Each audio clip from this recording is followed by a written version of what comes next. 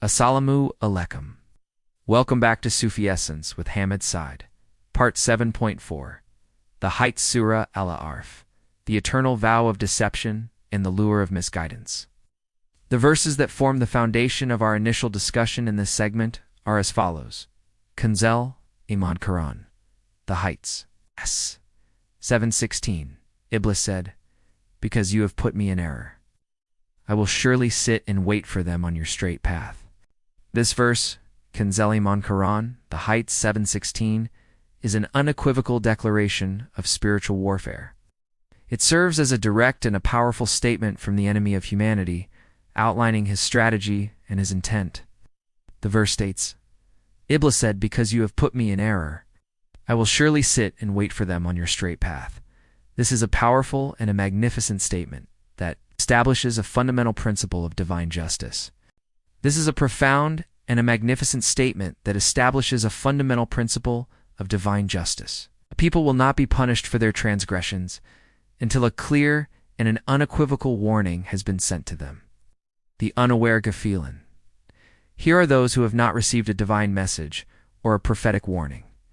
The verse is a powerful reminder that Allah's justice is not arbitrary, but is based on a clear warning and an unequivocal guidance. The verse concludes with a final statement of divine mercy. A people will not be destroyed for their transgressions, while they are in a state of a spiritual ignorance. Kanzul Iman Quran, The Heights, 7:17.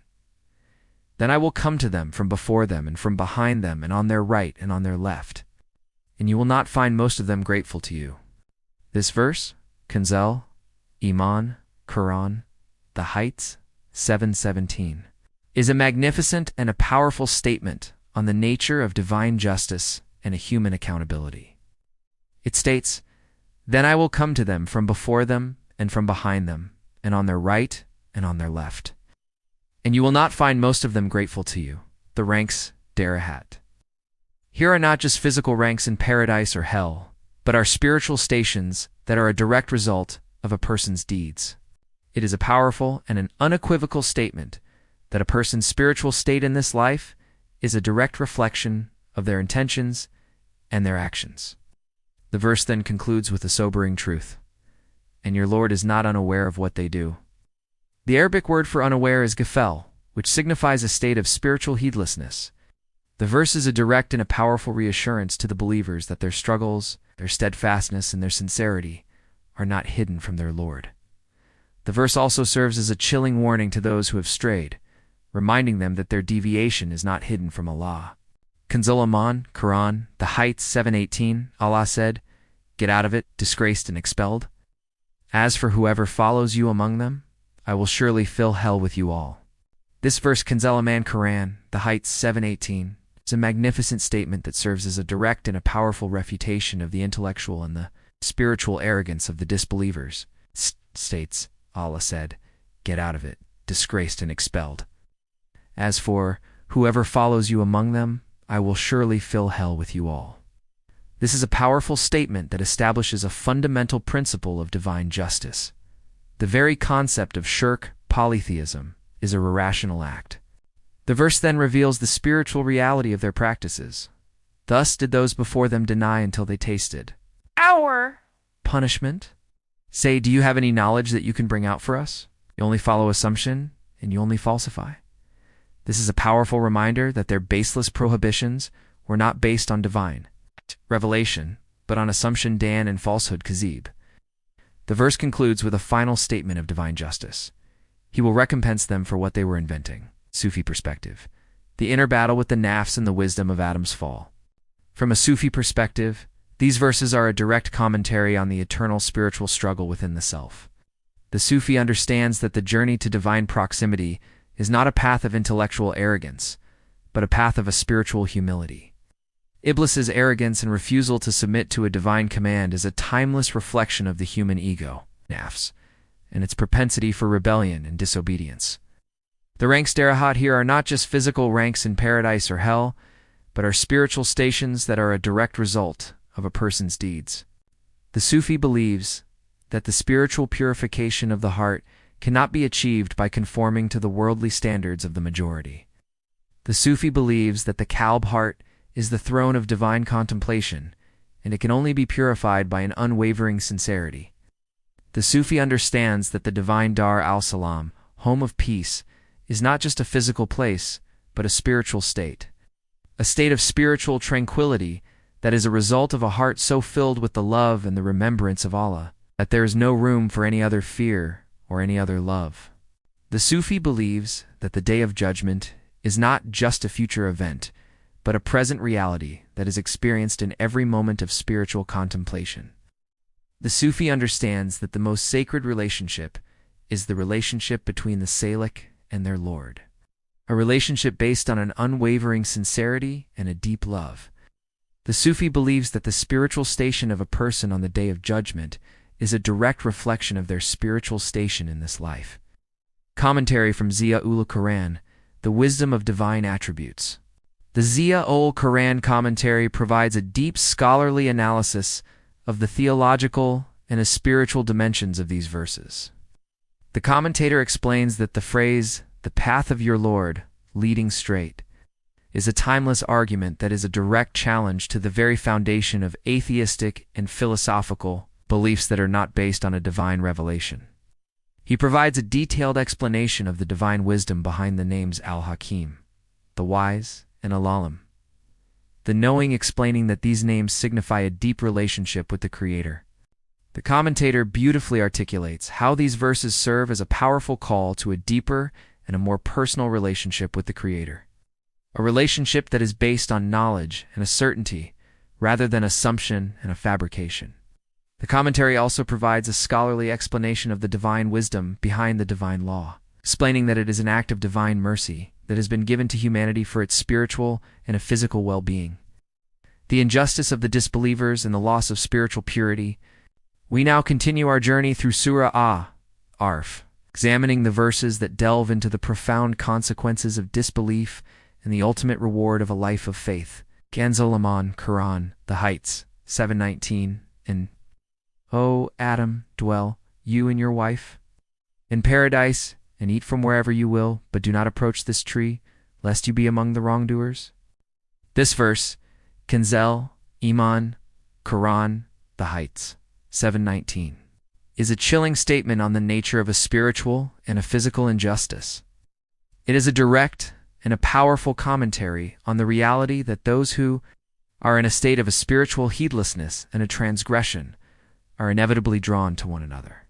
The verse states, "And O Adam, dwell you and your wife in paradise, and eat from wherever you will, but do not approach this tree, lest you be among the wrongdoers."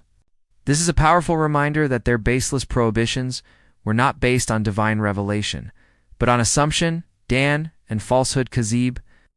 The verse then provides the spiritual reason for this.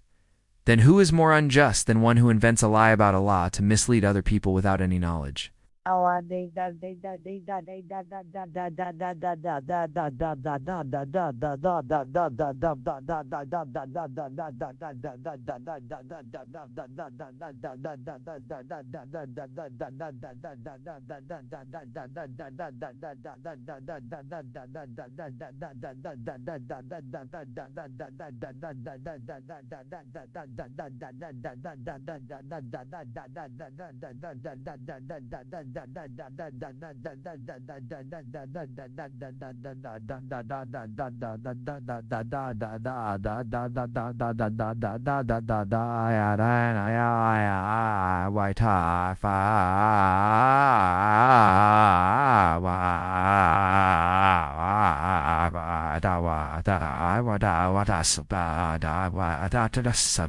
The word earn is a powerful statement that our actions are not just random acts, but a result of a conscious and a deliberate choice.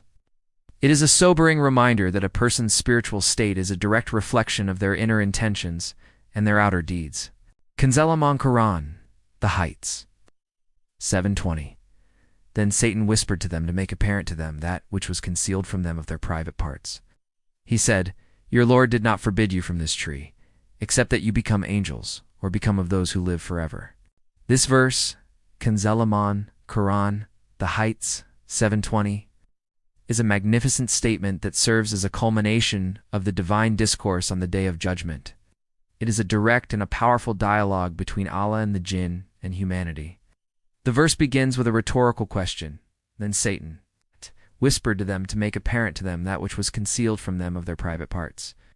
He said, "Your Lord did not forbid you from this tree except that you become angels or become of those who live forever." The lost Khusran here is a timeless reminder that the Day of Judgment, the reckoning of deeds, and the final judgment are not a matter of intellectual speculation, but an unchangeable reality. The verse then describes the spiritual reality of their response. "But whoever is forced by necessity, neither desiring it nor transgressing its limit, that indeed your Lord is forgiving and merciful."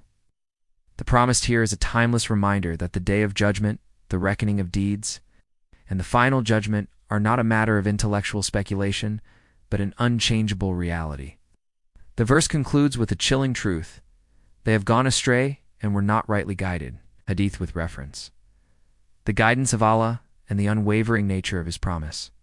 The Prophet, peace be upon him, taught with wisdom on the themes of these verses, emphasizing the importance of belief in the unseen and the immense reward of seeking the company of the sincere. The Prophet, peace be upon him, taught, "The people of paradise will be the believers, and the people of hell will be the disbelievers." This hadith is found in Sahih al-Bukhari, hadith number 7476. This hadith directly relates to the verses on divine judgment.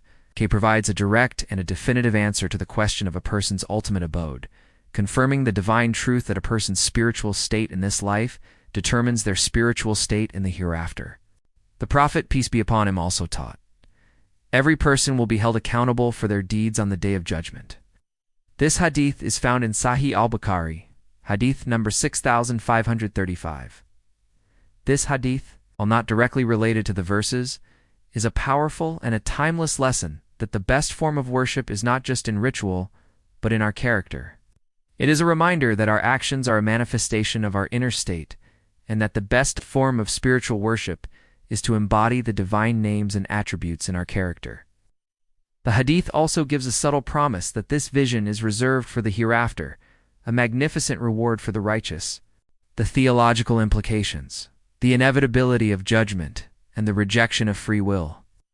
The verses in this section are a direct and a powerful refutation of the philosophical position that denies the existence of a day of judgment.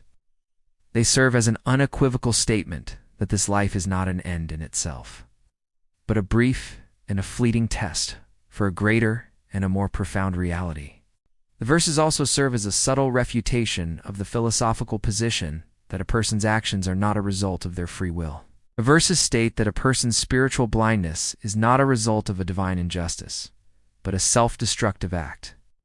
The verses also serve as a beautiful reminder that a person's sincere efforts, no matter how insignificant they may seem, are known to Allah, and it is their sincere efforts that will be the ultimate source of their spiritual success. Our comprehensive analysis of the verses of Surah Al-A'raf reveals an interconnected argument for the absolute oneness of Allah. The surah masterfully transitions from the ultimate futility of denying the hour to the ultimate absurdity of polytheism. It teaches us that this life is a brief and a fleeting test, and that true existence and success lie in the hereafter. The verses beautifully illustrate the nature of spiritual blindness, which is a consequence of a willful denial, and they offer a lesson on the interconnectedness of all living things. The powerful and direct challenges to the polytheists in these verses serve as a timeless lesson for all who seek to remove the veil of heedlessness from their hearts and to return to the singular and everlasting light of Tawhid. May Allah Ar-Rahman and Ar-Rahim fill your heart with the light of His truth and grant you the spiritual insight to recognize His signs in every aspect of creation. May He free your soul from the shackles of doubt and the chains of worldly attachment, so that you may stand before Him on the Day of Judgment with a pure and a tranquil heart. May He make your efforts a source of reward and your channel a beacon of guidance for all who seek spiritual clarity. May He grant you unwavering steadfastness on the path of truth, and may your work be a testament to His magnificent names, Ar-Rahman and Ar-Rahim.